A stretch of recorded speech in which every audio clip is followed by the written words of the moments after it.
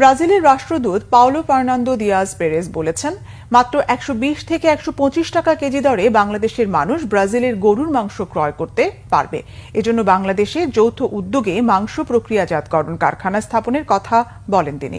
এই সুবিধা পেতে দ্রুত ব্রাজিলের গরুর মাংসকে হালাল সার্টিফিকেশন দেওয়ার আহ্বান জানান তিনি। রিপোর্ট করছেন ইমরুল কায়েস। বাংলাদেশের বাজারে বর্তমানে গরুর মাংস 700 থেকে 750 টাকা কেজি, নিম্নবিত্তদের ক্রয় ক্ষমতার বাইরে। তবে বাংলাদেশ সরকার হালাল সার্টিফিকেট দিলে ব্রাজিল থেকে রপ্তানি হওয়া গরুর মাংস মাত্র $1 বা 122-23 টাকায় 1 কেজি পাওয়া যাবে বলে জানিয়েছেন দেশটির রাষ্ট্রদূত Paulo Diaz Perez. What I did was I started filling this gap. Brazil বাংলাদেশের মানুষকে $1 বা 122 টাকায় 1 কেজি গরুর মাংস দিতে পারবে।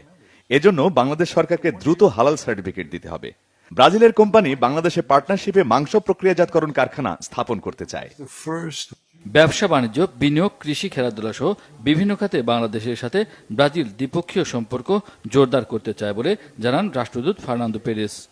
And the visit was a huge success. আগামী অক্টোবরে ঢাকায় Bangladesh Brazil foreign office consultation বা পররাষ্ট্র পর্যায়ে বৈঠক হবে। এতে ব্যবসা বাণিজ্য, বিনিয়োগ সহ দ্বিপক্ষীয় সকল ইস্যুতে আলোচনা হবে।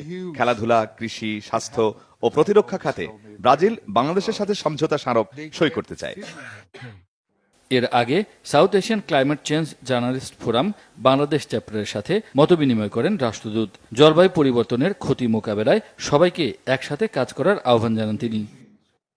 ইমরুল কায়েস, বাংলাভিশন, ঢাকা।